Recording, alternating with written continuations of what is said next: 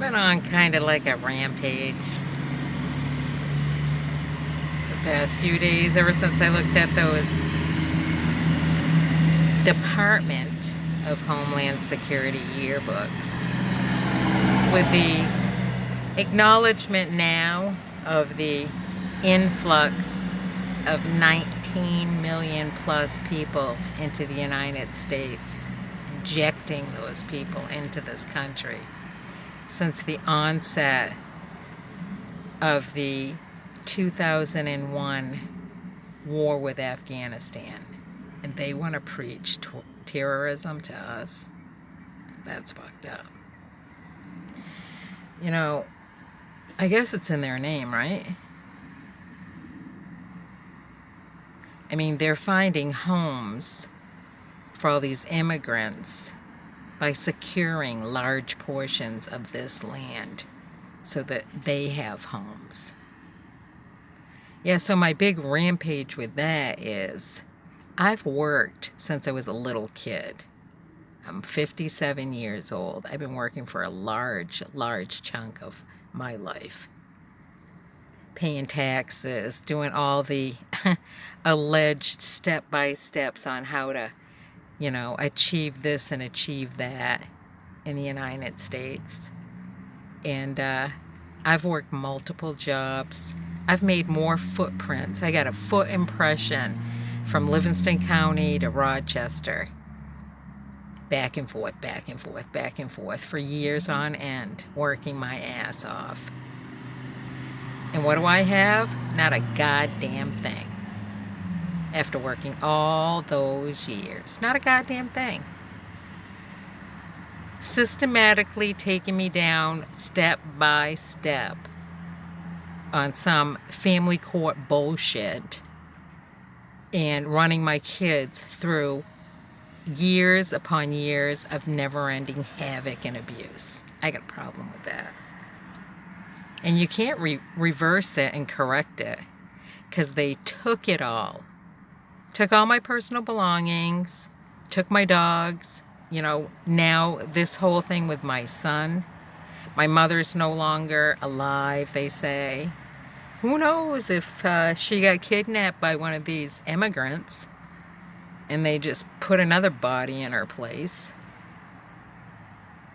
What about my grandmother? Well, I know she probably really passed away, but because of her age. But who knows what happened to my Aunt Carolyn? There's nobody verifying this shit. Yeah, I got a big problem with that.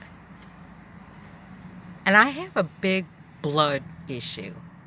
Let's talk about this blood issue just so that there's no confusion on the blood, okay?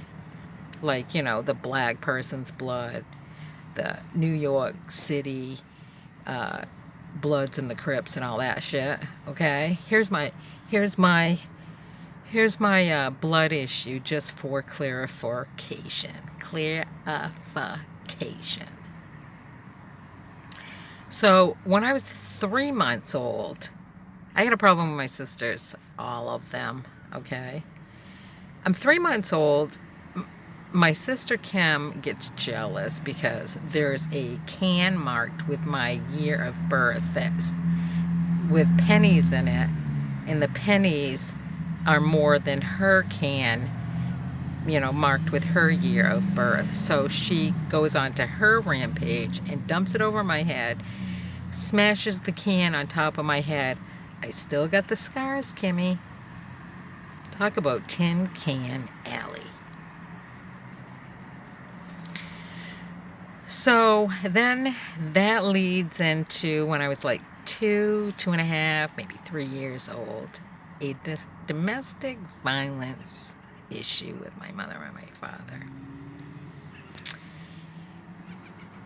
If I remember correctly, there was some type of concern in the house that my 2 older sisters were school ready, meaning they were potty trained, they knew their colors, they knew their shapes, and my mother was concerned that I would never be school ready because of what my sister did to me. I was behind. So whatever the arguing was that got to the point where my father was stabbed 2 inches from his heart, I'm not quite sure. I'm sure it had something to do with me. And I'm quite sure all those years when there was some, hidden secrets in the family about, in the commentary that my father used to say, this is coming from other people, that she's not his kid. I'm pretty sure he meant Kimmy. Damn fucking straight. Because she's naturally born evil. How she was allowed to adopt kids is beyond me. They should have done a fact check with the family, because we could have told them all kinds of shit that she's done, okay? These aren't just little household accidents, okay? This is intentional harm. So anyways, my father gets stabbed, all right? And I remember this night perfectly, and I've always remembered this night, and I've always had issues with it. And when I was younger, I had to go through all this counseling. And one of my counselors helped me put it behind me so I could move forward. And I wasn't supposed to go back there, but all these other issues that propped up in Livingston County caused me to go back there. Just want to make sure my cigarette was out. So, anyways, I remember that night perfectly, okay? I've always remembered it. It's always caused me issues. So there's blood everywhere in the house. My mother screams to my sister Kim to get in the car.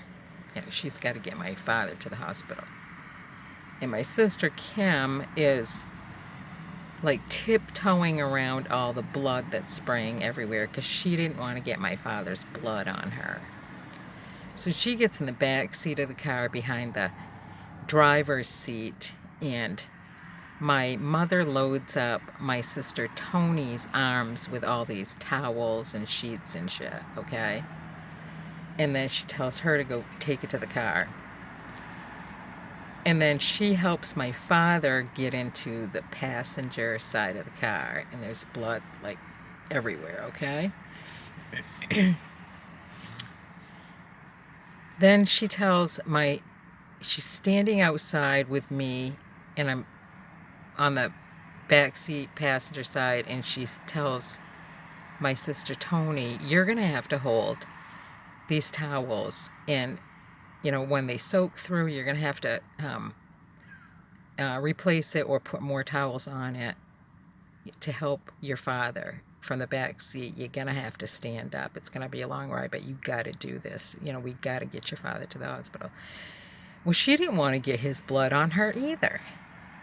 So my mother's like, I got to get him to the hospital. And 2 uncooperative kids. So she's tells my sister Tony to spread her legs. She's sitting in the back seat, and my sister Tony won't spread her legs. So my mother grabbed both the inside of her legs and pulled her 2 legs apart, and then put me in between her legs. And she told me to hug my father from the back seat as hard as I could, and keep hugging. Keep hugging hard, Tam. Keep hugging. Your dad really needs you to hug him right now. And so I did it. And she told my sister Tony, we got a ways to go. We're going to go over some bumps and around corners really fast. You got to make sure your sister stands up, and keep her standing up so she can keep the pressure on. So then she gets, moving down the road, and then she's screaming, bump, and then, squeeze, hug, tell daddy you love him to me, and bump, So she gets us to the hospital, and on that car ride, my father had taken my 2 fingers on my left hand and stuck them inside the wound, so I felt his heart beating, and the blood was flowing in between my fingers, and it was, I can still remember this stuff. And so he ripped a piece of towel like shredded it. He took a knife out of his pocket and did a, like boosh with a towel, like nailed the towel to the dash of the car, and then just with his right arm, he just ripped shreds, kept doing that with the knife, and he tied my hand and his hand together around his left arm, and kept telling me to keep pushing, don't stop pushing. And I was freaking the fuck out because I didn't know what the fuck was going on. And towards the end of the ride, he kept saying, "Daddy loves you, Tim. Daddy loves you, Tim." I'm gonna cry.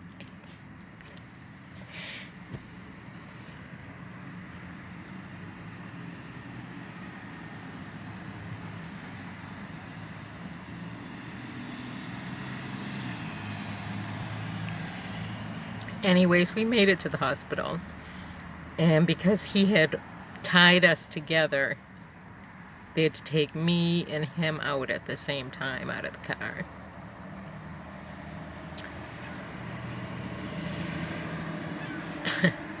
So I have a blood issue. Like, I pick up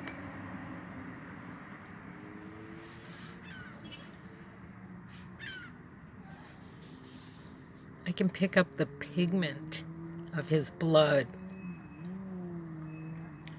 in different things. And once I do, all I see is red going down the road. It's fucked up.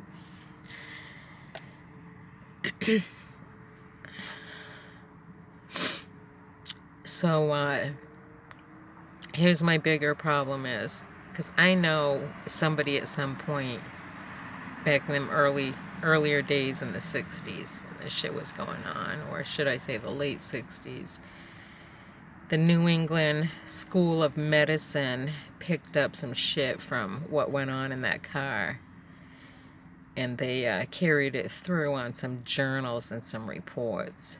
And me and my father have not lived in some big fashionable ways, and regardless of how many hours that we've worked, people just keep acting like our lives are some fucking joke here. I can't wait to get in those yearbooks and tally up the number of people influxed into this country since the 60s that were all afforded new lives. But the people that were born here, we ain't getting no fucking new life.